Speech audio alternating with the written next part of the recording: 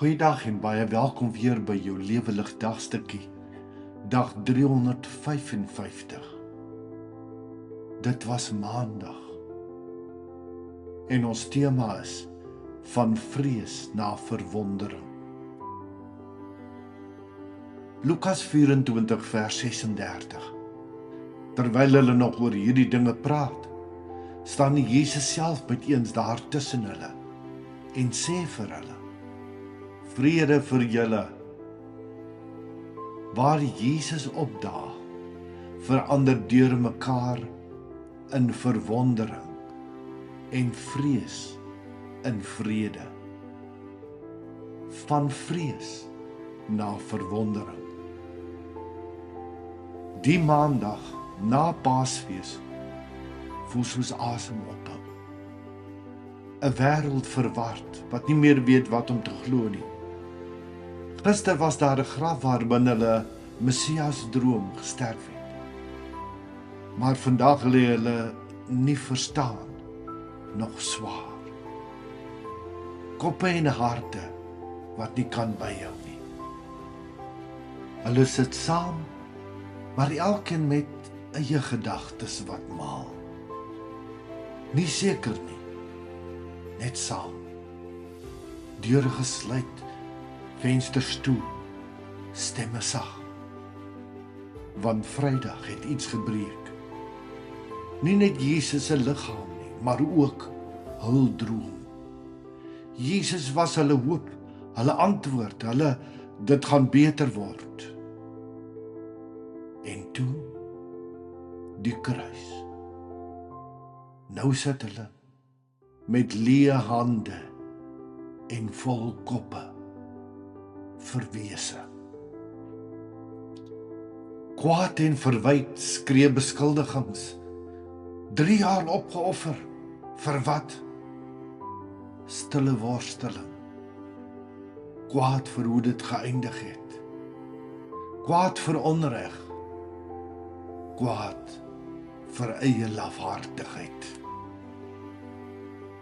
En ergens diep binne die vraag wat bly knaag en draai, wat niemand hardop vra nie.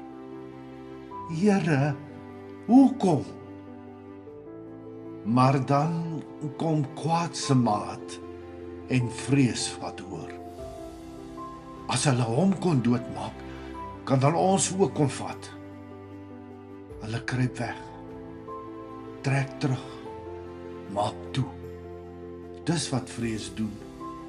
Dit laat krimp jou wêreld tot net oorleef. En toe, eers net 'n fluistering, toe 'n uitroep van ongeloof. Die graf is leeg. Nog een. Ons het hom gesien. Nog een. Hy het saam met ons geloop. Verbuistering. Die kop sê onmoontlik. Die hart sê wat as. En iewers soos 'n kers in 'n donker kamer begin hoop weer leef. Flikkerend, onseker, maar daar. En toe, sonder klop, sonder waarskuwing staan hy daar. Hul meester, Jesus. Nie 'n illusie van verwarde, stikkende dinkdroom en verwagting nie. Hy leef. Hulle skrik, hulle beef, hulle kan nie glo nie. Dink dis 'n spook. Want dis hoe deur mekaar 'n mens kan wees, as God onlogies doen wat mens verstaan, nie kan verklaar. Toe kom hy nader. Hy praat, hy wys, hy maak dit tasbaar waar. Hy nooi, bring jou vinger en stadig skuif iets. Vrees word verwondering. Verwondering word hoop. Hoop word oorweldigende blydskap en stille verstomming. Hy leef. En as hy leef, dan herleef alles weer.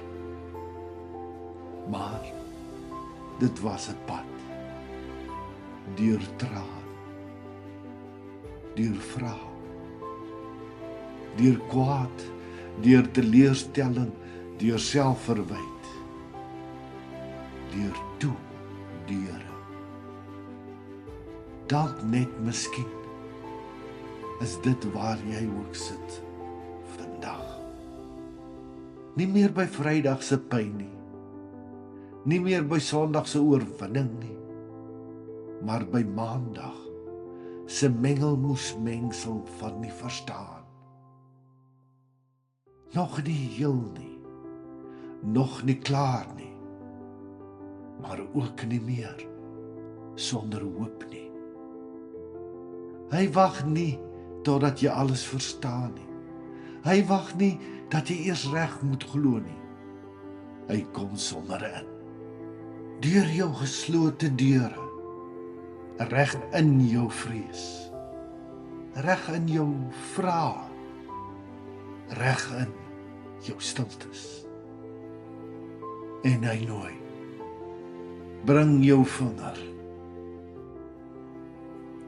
Geloof sien hoop se lig, waar eie waan in nie verstaan se donker verdwaal. Iets om oor na te dink.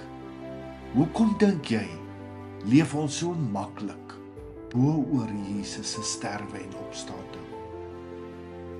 Wat dink jy kan ons doen om beter te verstaan wat Jesus vir ons kom doen het?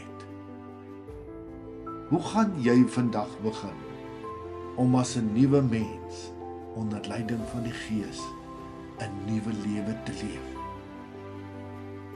Here Jesus, dankie dat U my ontmoet in elke emosie, selfs wanneer ek nie alles kan verstaan nie.